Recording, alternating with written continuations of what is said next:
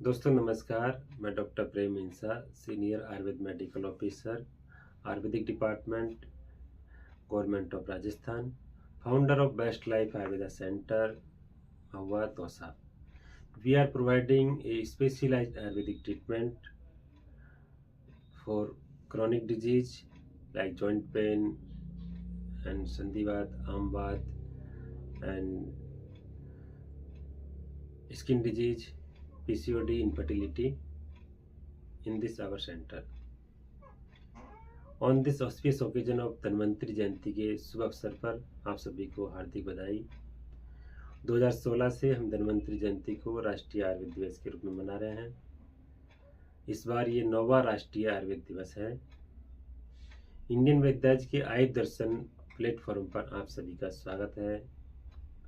आज का हमारा जो विषय है, how to promote longevity through Ayurveda, यानी जीवन को दीर्घायु और स्वस्थ कैसे बनाएं। इसके लिए आयुर्वेद में अनेक प्रिंसिपल हैं।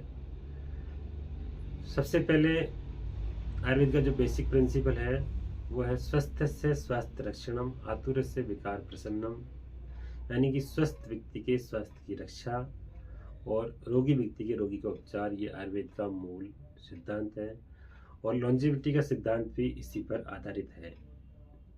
लॉन्जेविटी के लिए केवल फिजिकल हेल्थ ही आवश्यक नहीं है, इसके लिए mentally health and spiritual health, इन सभी का कॉम्बिनेशन जरूरी है। यानी कि दीर्घायु प्राप्त करने के लिए physical health, mental health, emotional health, spiritual health आदि का बैलेंस जरूरी है। इसी के साथ ही हमारे शरीर में अकॉर्डिंग टू आयुर्वेदा 3 दोष पाए जाते हैं, वात, पित्त, कफ, जो हमारे शरीर की अनेक गतिविधियों को नियंत्रित करते हैं। वात हमारे respiratory system and neuro endocrine system को रेगुलेट करता है। पित्त हमारे digestion system and metabolic process को रेगुलेट करता है। कफ इम्यून सिस्टम को रेगुलेट करता है। तो वात, पित्त, कफ, इन तीनों का बैलेंसिंग भी दीर्घायु को प्रमोट करता है। इससे अगला महत्वपूर्ण बिंदु है कि आहार, पोषण। पोषण के लिए दीर्घायु के लिए पार्ट 2। आयुर्वेद में दीर्घायु के लिए आहार पोषण एक महत्वपूर्ण घटक माना गया है। एक कहावत है, तुम वही हो जो तुम खाते हो। दीर्घायु के लिए सात्विक आहार बहुत जरूरी है।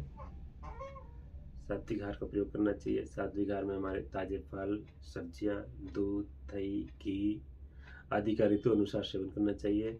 वैसे आहार का एक बहुत बड़ा टॉपिक है, लेकिन अभी हम यहाँ पे शॉर्ट में डिस्कस करेंगे। अगला पॉइंट है हमारा आयुर्वेदिक दिनचर्या, डेली रूटीन। हमारा डेली रूटीन क्या होना चाहिए, कैसे रहना चाहिए, तो ये भी एक इम्पोर्टेंट पॉइंट है दीर्घायु के लिए।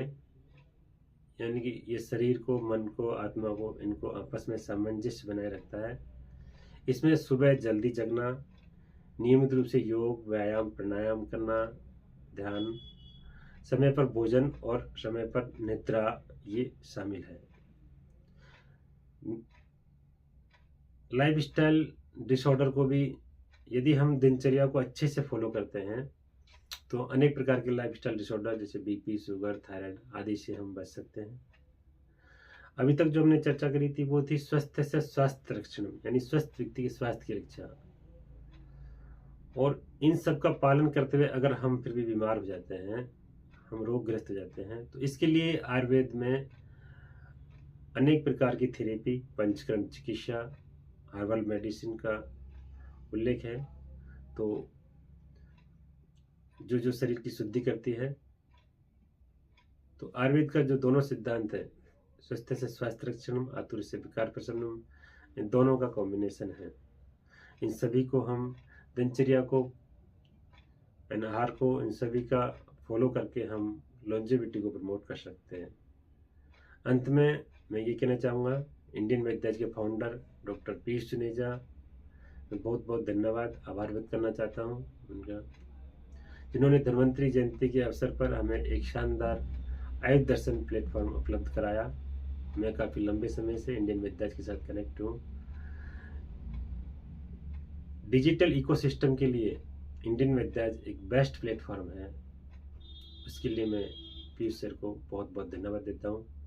Thank you so much. जय धन्वंतरी, जय आयुर्वेद। Thank you sir.